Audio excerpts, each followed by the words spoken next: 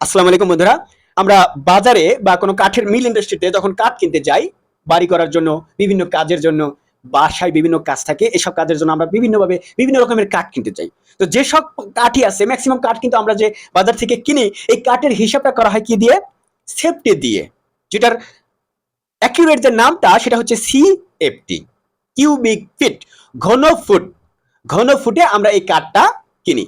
আমাদের 5 ঘন foot 5 safety কাঠ লাগবে, 10 সেফটি কাঠ লাগবে, 20 সেফটি কাঠ লাগবে, ইত্যাদি। এই পরিমাণ কাঠটা আমরা নিয়ে আসি। কিন্তু আমরা অনেকেই আছি এই হিসাবটা তারা যেভাবে আমাদের করে দেন, আমরা সেই হিসাবে কাঠটা নিয়ে চলে আসি, কিন্তু নিজেরা এই হিসাবটা আমরা অ্যাকুরেটলি করতে পারি না, অথবা কিভাবে এই হিসাবটা শর্টকাটে করতে হয় এটা আমরা অনেকেই জানি না। তো চলুন আমরা আজকে এই বিষয়টা নিয়ে কথা বলবো, যেন আমরা খুব সংক্ষেপে, খুব দ্রুত আমরা এই যে সেফটির যে হিসাবটা, সিএফটি কিউবিক ফিটের হিসাবটা, এটা যেন আমরা নিজেরাই ফিতা দিয়ে মেপে আমরা এই হিসাবটা বের করতে পারি।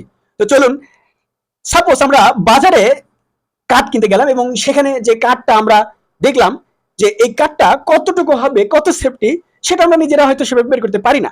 এটা ওই দোকানদাররা বা ব্যবসায়ীরা তারা আমাদেরকে যেভাবে কাঠটাকে মেপে দেন, আমরা সেভাবে নিয়ে আসি।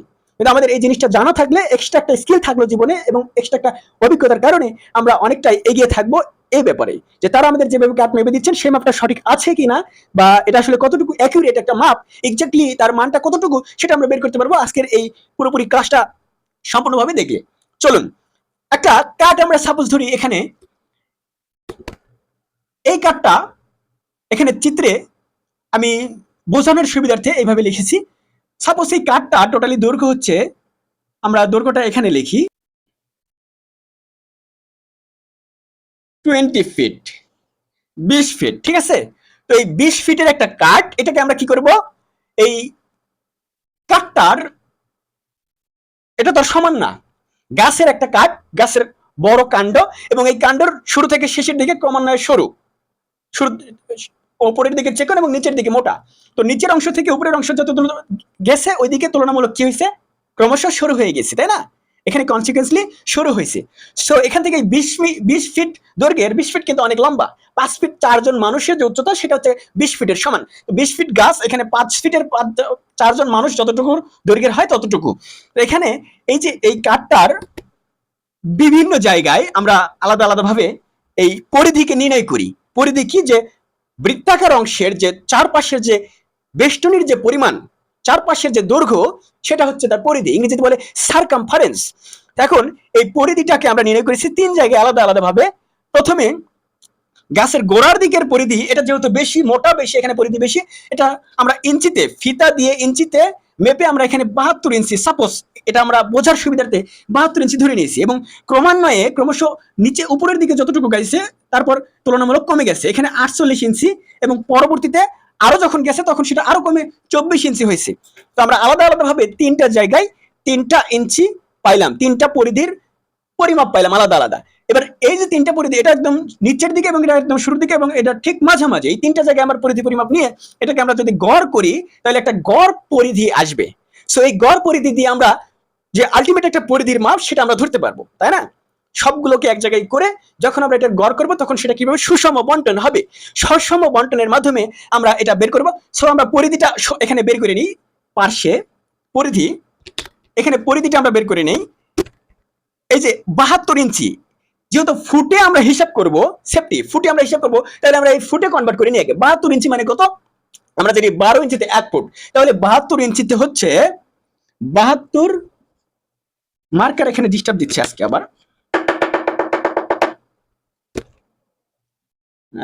ভালো ডিস্টার্ব। আচ্ছা, 72 ইঞ্চিকে আমরা যদি এই 12 দিয়ে ভাগ দিই, তাহলে কত, 6 × 72, 6 × 72, শূন্য। এটা হচ্ছে আমাদের 6 ফিট, এটা হচ্ছে 6 ফিট। এবার আমরা দেখবো 48 ইঞ্চিকে আমরা ফিটে হিসাব করি, সেক্ষেত্রে আমরা কত পাই, 48 ইঞ্চিকে ফিটে হিসাব করলে 4 × 48, 4, 4 পাইলাম। এবার 24কে করলে 12×2 = 24, 2, তাহলে এটা হচ্ছে 2। তাহলে আমরা এর একটা গড় বের করবো, যে গড়, এখানে গড়, গড় ইয়া কত, গড় পরিধি কত, আমরা এখানে লিখবো গড় পরিধি কত, কত পাইছি 6, 4 এবং এখানে 6, এখানে হচ্ছে 4 এবং এখানে হচ্ছে 2, 6, 4 এবং 2 পাইছি। তাহলে গড় পরিধি কত, গড় পরিধি, গড় সার্কামফারেন্স সি, এটার মান কত? এই যে 6 যোগ 4 যোগ 2। তাহলে আমরা জানি গড় সমান কত? রাশিগুলোর সমষ্টি বাই রাশিগুলোর সংখ্যা। তাহলে এটা কয়টা রাশি আছে এখানে?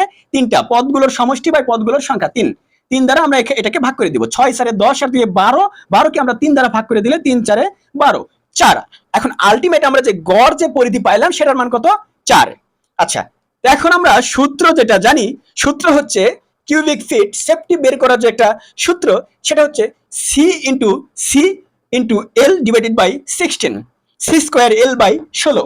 এখানে সি হচ্ছে সার্কামফারেন্স পরিধি, পরিধি গুণন পরিধি, এল হচ্ছে লেন্থ মানে দৈর্ঘ্য, এবং তার নিচে হবে সি, এটা হচ্ছে তার নিচে হবে 16। সূত্রের যে একটা সংখ্যা সেটা 16। এখানে এই 16টা কিভাবে আসলো, এটা অনেক বড় একটা গাণিতিক ব্যাখ্যা। আমাদের এই শর্টকাটটা যদি 2 লাইন হয় তাহলে ওটা হয়ে যাবে 20 লাইন। সো এটা অনেক বড় একটা ব্যাখ্যার বিষয়, এটা নিয়ে আমরা পরবর্তীতে কথা বলবো। এবং আমরা এখন দেখব পরিধি গুণন পরিধি বাই পরিধি গুণন পরিধি ইন্টু দৈর্ঘ্য বাই 16। এখন পরিধির মান কত আমরা পাইছি? এখানে গড় পরিধি, কিন্তু এটা গড় পরিধি 4 গুণন হচ্ছে আবার ওই গড় পরিধির মানই 4, এবং দৈর্ঘ্য কত আছে এখানে? 20 ফিট। সব কিন্তু ফিটের মাপে নিয়ে আসতে হবে, যেহেতু আমরা কিউবিক ফিট সেফটি বের করবো, তাহলে আমাদের ফিটের মাপে বের করতে হবে। তাহলে 4 ইন্টু 4 ইন্টু দৈর্ঘ্য কত আছে? এই যে এটা কিন্তু এল এর মান, এটা কিন্তু এল এর মান 20 feet into 20 divided by 16। Ultimate যে ফলটা আসবে সেটাও হবে ওই ফিটেই, কিন্তু এটা ঘন ফুট হয়ে যাবে, তখন কিউবিক ফিট হবে। 4 ইন্টু 4 মানে কত? 4 4 16, আর 16 দুগুণে 32, সাথে একটা শূন্য থাকবে, 320 ডিভাইডেড বাই 16। ঠিক আছে, 320 বাই 16। এবার এর পরের যে আনসার সেটা কত হয়? 320 কে 16 দ্বারা ভাগ করি। আমরা প্রথমে 32 কে করি, 16 দুগুণে 32 2, আর যে শূন্যটা যে ভাগের অতিরিক্ত, এটা যেহেতু সবগুলোর কাছে, এই শূন্যটা এখানে থেকে যাবে। তাহলে 20 ফিট, এটা কিন্তু ফিট হবে না, এটা হবে cubic feet, C into F T, CFT, cubic feet CFT. ঠিক আছে, তাহলে আমরা যখনই কোনো কোথাও বাজারে বা কোথাও কাঠ কিনতে যাব, তখন আমরা এইভাবে নিজেরা ফিতা দিয়ে মেপে যে তার পরিধিটা শুরুতে কত, মাঝখানে কত, শেষে কত ওই কাঠটার, এবং সেই পরিধিটার আমরা যে ইঞ্চিতে পরিমাপ করলাম সেটাকে আমরা ফুটে কনভার্ট করব, এবং সেই ফুটটাকে আবার আমরা অ্যাভারেজ যে একটা সার্কামফারেন্স হবে সেটার মান বের করব আমরা। তিনটার যে একটা গড়, যে একটা মান, সেই গড় মানকে আমরা 2 বার গুণন করে তার সাথে দৈর্ঘ্য গুণন করে যে গুণফল পাবো, সেটাকে আমরা সরাসরি 16 দ্বারা ভাগ করে দিলে যে মানটা পাবো সেটা হচ্ছে তার ঘন ফুটের মান, যে কত সেপ্টিক কাঠ আমরা সেখান থেকে পেলাম। তা আশা করি এই সহজ যে একটা হিসাবটা এটা আমরা বুঝতে পেরেছি, এবং পরবর্তীতে আমরা যখনই কাঠ কিনতে যাই বা যখনই কাঠের এই সেফটির যে হিসাব করতে যাই, এই হিসাবটা আমরা অতি দ্রুত এবং শর্টকাটে করতে পারবো শুধুমাত্র এই ফর্মুলা ইউজ করার মাধ্যমে। তো সব বন্ধুরা, ধন্যবাদ সবাইকে আপনাদের মূল্যবান সময় দিয়ে আমাদের সাথে থাকার জন্য, এবং আশা করি কারো কোনো এই বিষয় নিয়ে কোনো কনফিউশন থাকলে সেটা আমাদের পরবর্তীতে জানাবেন, এবং সেটা নিয়ে পরবর্তীতে কথা হবে ইনশাল্লাহ। সো সবাই ভালো থাকবেন, সুস্থ থাকবেন। আসসালামু আলাইকুম।